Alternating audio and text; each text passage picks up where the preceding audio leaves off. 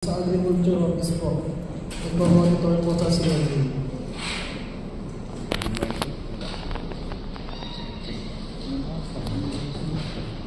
Good morning po. January Espinosa po. Antipolo. Monitor din po sa may CLA Palengke po. At ako po si Jane Guyunan, Antipolo. Ako po yung monitor every Friday. CLA. In-implement po ng DA ay yung Food Project Accreditation kung saan po ina-exempt natin yung mga trackers. Kasi sa mga public market po, di ba meron pong mga consolidator, may mga trader na meron naman po silang permit and mga companies na nagdadala po ng mga commodities papunta doon sa mga public market. Kung identify po natin sila at para po isang way po kasi yun na ma-ensure na yung biyahe po ng mga ating mga agricultural commodities ay hindi po matatrackban. Binibigyan po na trackban exemption ng Food Project yung ating mga haulers, yung ating mga transporters po ng mga ating commodities. Pwede po natin silang ma-assistihan at ma-accredit kung saan po sila ay exempted na po sa trackban.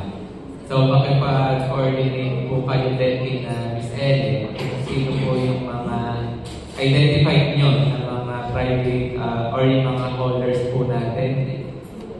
Kahit po yun ay mga agri-inputs and yung mga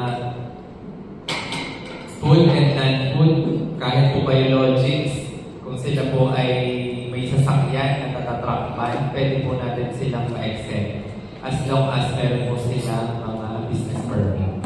Yun lamang naman po ang basic requirement, mayor's permit, and kung mga feed or mga feed products, may NMIS accreditation din po, and kung sa itlog or sa mga live animals, yung body handler's license.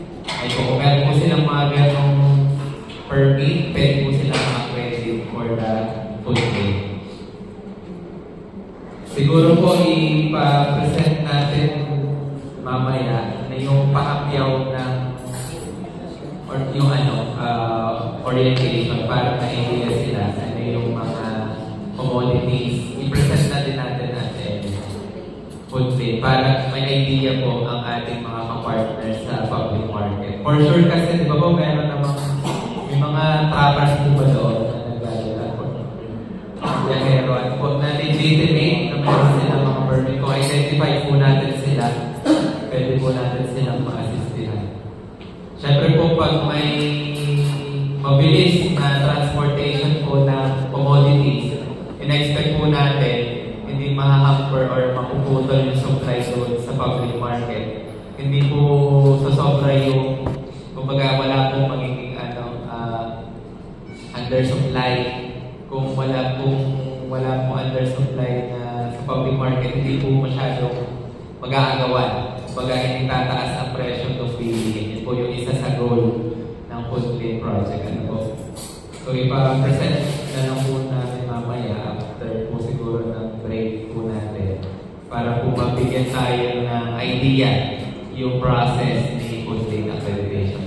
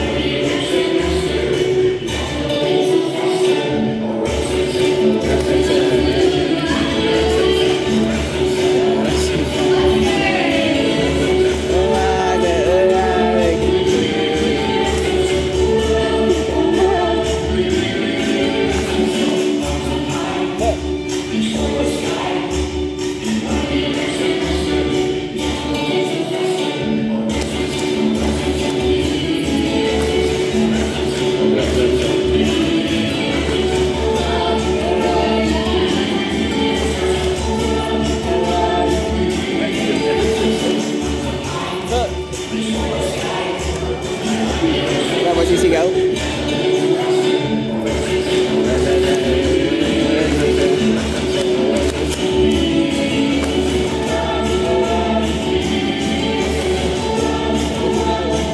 Kabisado na ni Sir.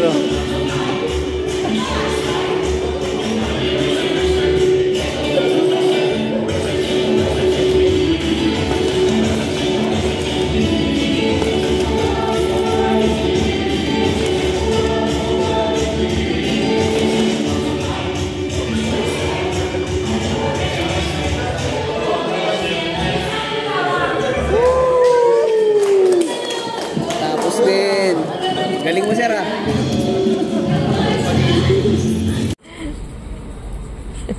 Hindi ka makadto. Hindi ka makadto.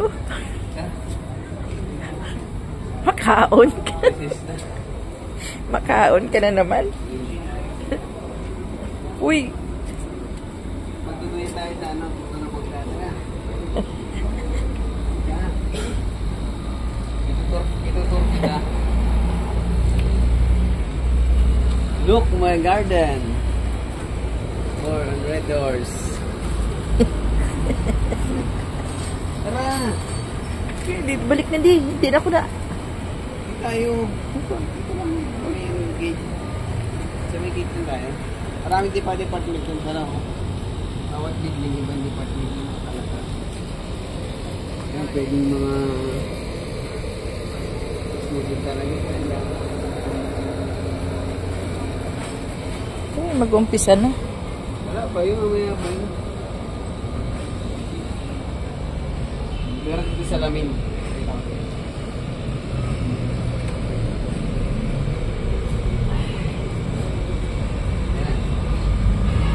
Mahiwagang sa lamin. Halika, kita ka dyan.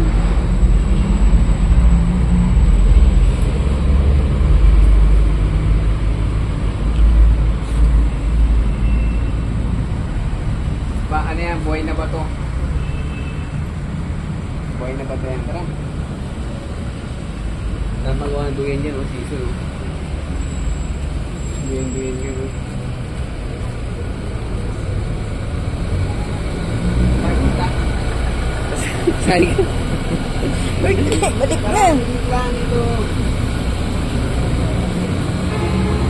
Hindi na pag pinaugta si Carlo, guys. Hindi ka pinaugta sa kay Carlo, ya. Mamaya pa yun. May... Kailangan yan, di ba? Pakita tayo. Ayun, may kadiwa din sila dito.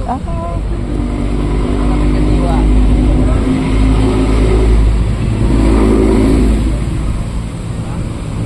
Dito na tayo eh. Kukulong sa tayo.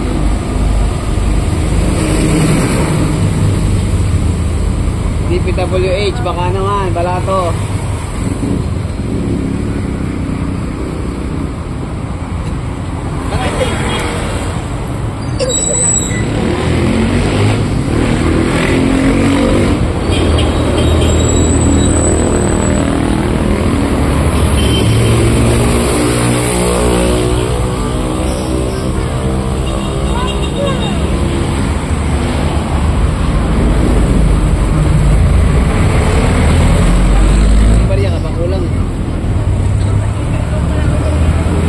Wala.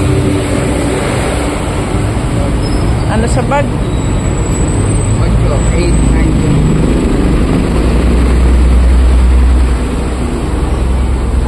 Hindi talaga mabuhay yung asawa ni Hazel pag walang sigarilyo. Putik tong genre na to.